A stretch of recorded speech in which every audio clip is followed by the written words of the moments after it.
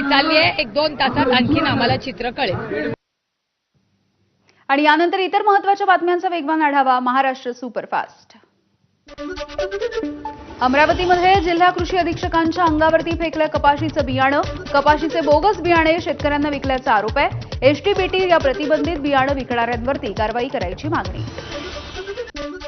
वर्ध्यामध्ये कृषी व्यावसायिकांनी अनधिकृत बियाणं विक्रीच्या विरोधात बंद पुकारला.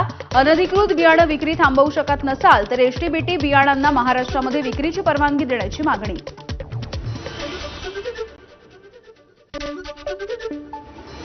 धाराशिवमधल्या तांदळवाडीमधील पवनचक्कीच्या विरोधात उपोषणाला बसलेल्या 6 शेतकऱ्यांची प्रकृती खालावली. उपचारासाठी वाशी ग्रामीण रुग्णालयामध्ये दाखल करण्यात आलाय. धाराशिवच्या जिल्हाधिकारी कार्यालयावरती पवनचक्कीच्या विरोधात महिलांचा मोर्चा. उपोषण करणाऱ्या शेतकऱ्यांची तब्येत खालावली तरी प्रशासन दखल घेत नसल्याचा आरोप आहे. धाराशिवच्या कळंब तालुक्यामधल्या बोर्डा गावामध्ये पावसामुळे फ्लॉवरचं पीक वाया गेलंय. शेतकऱ्यानं पिकावरती ट्रॅक्टर फिरवला. पावसामुळे उत्पादनाचा खर्च वाढला, मात्र उत्पादन हाती आलं नसल्यामुळे शेतकरी चिंतेत. बीडमधल्या आष्टी तालुक्यामधील चिखली गावाला 11 विद्युत रोहित्र उपलब्ध. ग्रामस्थांकडून आनंदोत्सव साजरा. हलगी वाजवत त्यांनी मिरवणूक काढली आहे. महिला आयोगाच्या 17 रिक्त पदांवरती नियुक्ती. एबीपी माझानं बातमी दाखवल्याच्या नंतर अखेर राज्य सरकारला जाग आली. कर्मचाऱ्यांच्या नियुक्तीच्या नंतर आता आयोगावरती सदस्यांची नियुक्ती नेमकी कधी होणार याकडे सुद्धा लक्ष आहे. जालना जिल्ह्यामध्ये मुसळधार पावसाची हजेरी. अनेक दिवसांच्या विश्रांतीच्या नंतर आलेल्या पावसामुळे शेतकऱ्यांना दिलासा. वाशिममध्ये 3 दिवसांच्या विश्रांतीच्या नंतर मुसळधार पावसाची हजेरी. पावसाच्या हजेरीमुळे खरीप हंगामामधल्या पिकांना जीवदान मिळालं. विदर्भ मराठवाड्याच्या सीमेवरच्या सहस्त्रकुंड धबधब्याचं आकर्षक दृश्य टिपण्यात आलंय. मागच्या आठवड्यामधल्या पावसामुळे हा धबधबा ओसंडून वाहतोय. सातारा जिल्ह्यामध्ये पावसाचा जोर कायम. साताऱ्यामधल्या उरमोडी धरण 72% भरलं. उरमोडी धरणामध्ये 3140 क्युसेक पाण्याची आवक. त्यामुळे नदीकाठच्या गावांना सतर्कतेचा इशारा. रायगडमध्ये 2 दिवसांच्या विश्रांतीनंतर पावसाची हजेरी. मुसळधार पावसामुळे शेतीच्या कामांची लगबग वाढली आहे, वेग वाढलाय. रत्नागिरीमधल्या लांजा तालुक्यामधल्या सवत्सळा धबधब्यावरती पर्यटकांची मोठी गर्दी. उंचावरून फेसाळत कोसळणारा धबधबा हा अनेकांच्या पसंतीचा स्पॉट ठरतोय. जून महिन्यामध्ये कोकणामधील सर्व धबधबे ओसंडून वाहू लागलेत. रत्नागिरी गुहागर मार्गावरच्या धबधब्यावरती पर्यटकांची मोठी गर्दी आहे.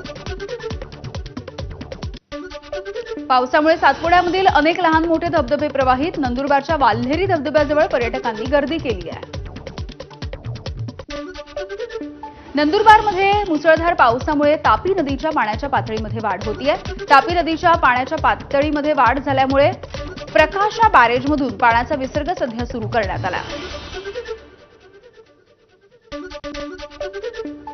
रस्ता नसल्यामुळे एका रुग्णाचा डोलीमधून प्रवास. शहापूर तालुक्यामधल्या दापूरमाळा गावामधला हा सगळा भीषण प्रकार आहे. या भागामध्ये अद्यापही अनेक गावं ही मूलभूत सुविधांपासून वंचित राहिली आहेत. नांदेड जिल्हा परिषदेच्या इमारतीवरील सोलर वापराविनाच पडू नये. एबीपी माझानं विचारणा केली असता मुख्याधिकाऱ्यांनी उत्तर न देताच पळ काढला. नाशिकमध्ये शैव आणि वैष्णव आखाड्यांच्या प्रमुखांचे संत समागम संपन्न. कुंभमेळा यशस्वी करण्यासाठी सर्व साधू महंतांनी एकत्रित येऊन मंथन केलं. संत गजानन महाराजांच्या पालखीचा 3 दिवसांपासून सोलापूरमध्ये मुक्काम. दर्शनासाठी भाविकांची मोठी गर्दी तर सोलापूरकरांकडून वारकऱ्यांची सेवा.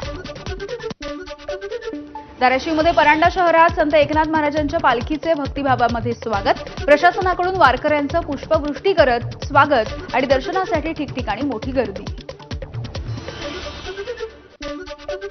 पालखी सोहळ्याच्या स्वागतासाठी पालखी तळ सुद्धा सजवण्यात आले. वाखरी पालखी तळावरच्या अनेक वृक्षांना आकर्षक विद्युत रोषणाई सुद्धा करण्यात आलेली आहे. गोंदिया विमानतळावरून दररोज उड्डाण करणारी गोंदिया हैदराबाद विमानसेवा आता आठवड्यामधून 3 दिवस सुरू असेल. मंगळवार, गुरुवार आणि शनिवार या 3 दिवस ही विमानसेवा सुरू राहील.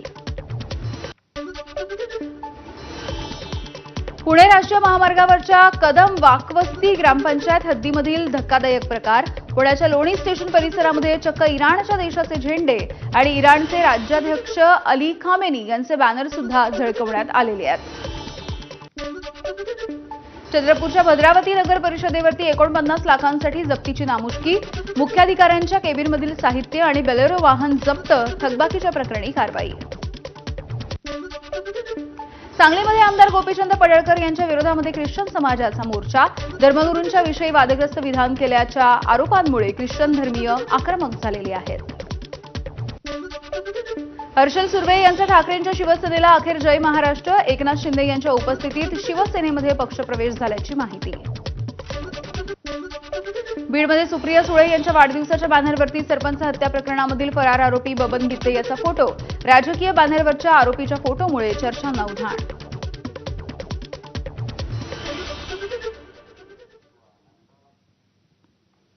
आणि या सुपरफास्ट बातम्यांच्या नंतर काही बातम्या सविस्तरपणे जाणून घेऊयात. कार्यकारिणीच्या बैठकीच्या नंतर एकनाथ शिंदेंनी मंत्र्यांसोबत चर्चा केली आहे. हिंदीच्या मुद्द्यावरून ठाकरेंच्या शिवसेनेला चोख प्रत्युत्तर द्या अशा सूचना सुद्धा एकनाथ शिंदे यांनी आपल्या कार्यकर्त्यांना पदाधिकाऱ्यांना दिलेल्या आहेत. त्यासोबतच महायुतीमध्ये मिठाचा खडा पडणार नाही याची काळजी घ्या अशा सूचना सुद्धा त्यांनी मंत्र्यांना दिलेल्या आहेत.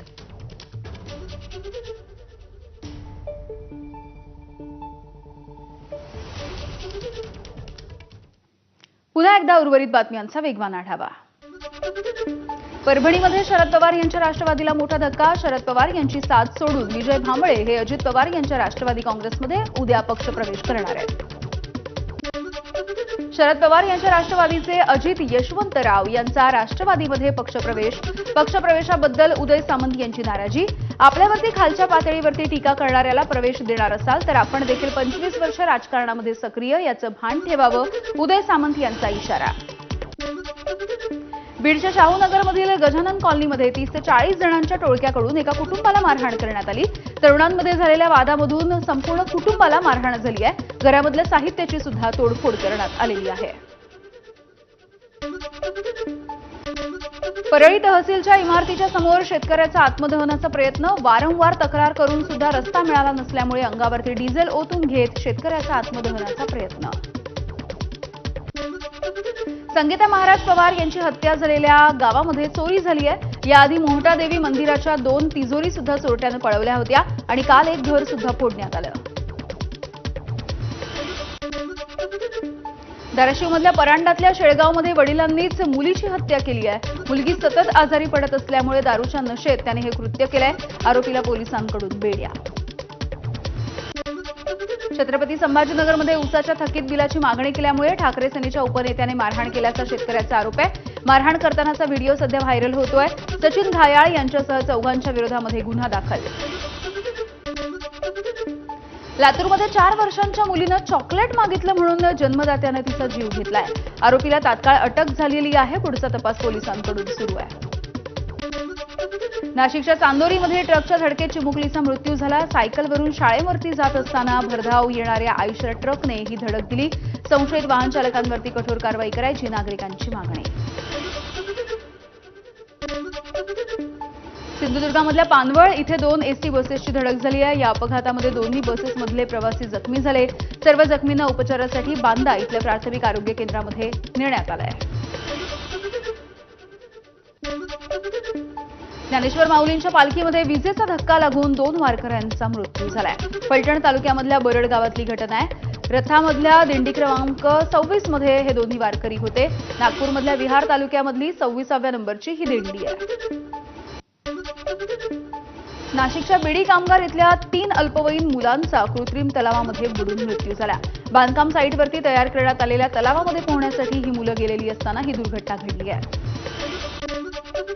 साताऱ्यामधील शाहूनगर भागात बिबट्याच्या बंगल्यामध्ये शिरून कुत्र्यावरती हल्ला. घरामधले लोक जागे झाल्यामुळे या बिबट्याने या ठिकाणावरून पळ काढलाय. साताऱ्यामध्ये दहशत माजवणाऱ्या 3 तरुणांना अवघ्या काही तासामध्ये पोलिसांनी अटक केली. पुणे बंगळुरू महामार्गावरच्या ट्रकवरती दगडफेक आणि काचा हे आरोपी फोडायचे. कराड शहर पोलिसांनी ही कारवाई केली.